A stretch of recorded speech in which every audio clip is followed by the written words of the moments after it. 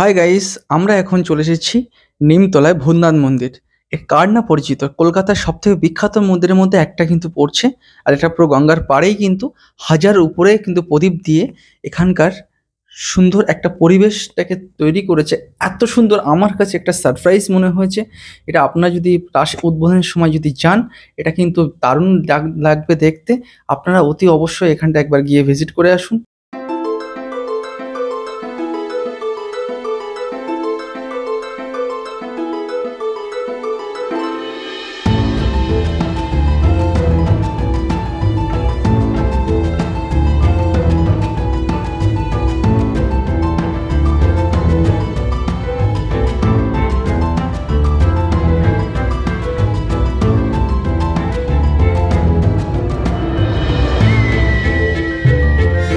হ্যাঁ বন্ধুরা, আমরা যেটা বলছি সেটা একদম ঠিক কথা। উপরে কিন্তু দ্রোণ সার্কেলটা কিন্তু খুব সুন্দরভাবে দেখাচ্ছে, এবং এখানকার যে লাইট এবং music, just awesome.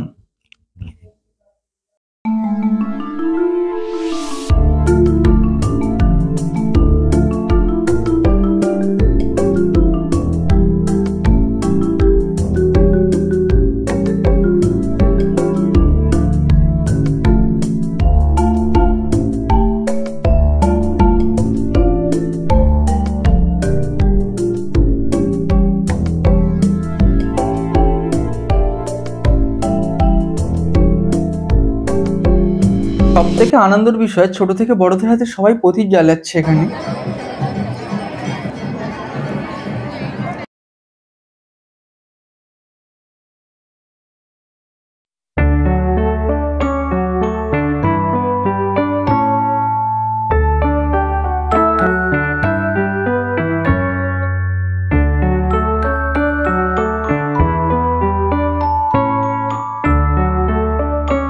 So friends, আজ কিন্তু রাস উৎসব।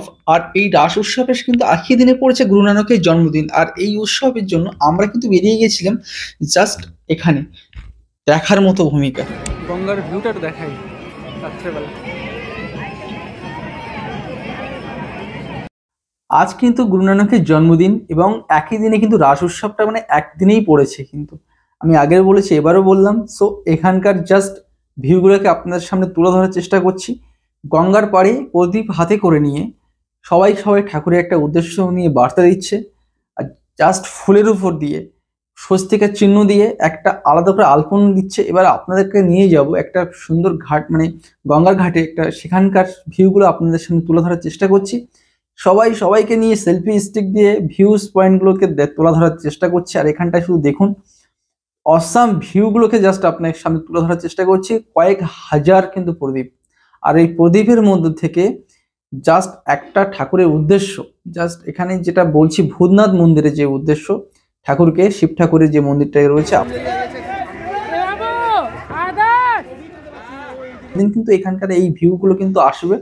এখানে আপনি অবশ্যই বলবো আপনি একবার ঘুরে আসুন, খুব সুন্দর লাগবে এই জায়গাটা। ভূতনাথ মন্দির পাশে কিন্তু নিমতলা শ্মশানটার উল্লেখটা আমি পরে আবার আপনাদের সামনে তুলে ধরার চেষ্টা করব। শ্মশানটাকে কি নিয়ে, কিভাবে আছে না আছে, আমি পুরোটাই তুলে ধরার চেষ্টা করব। আর এখানকার একজন জাস্ট প্রোটেস্ট করেছিল যে বাজি ফোটানো নিয়ে, তো সেখান থেকে আমরা চলে এসেছিলাম। আমার কাছে এটা সব থেকে বড় ইনফরমেশন হচ্ছে বড়বাজার স্টেশন আছে বলে আমার জানা ছিল না। আমার লাইফে ফার্স্ট দেখা এটা হচ্ছে বড়বাজার রেল স্টেশন। আমার নতুন ভিডিও এবং ইউনিক ভিডিও আপনাদের সামনে তুলে ধরলাম। সো আপনারা সবাই সাপোর্ট করবেন, এটা পারলে সাবস্ক্রাইব করে দেবেন, বেল আইকনটা প্রেস করতে ভুলবেন না, এবং প্রচুর প্রচুর শেয়ার করে দিন, সবাই যেন দেখতে পায়। ভালো থাকবেন, সুস্থ থাকবেন।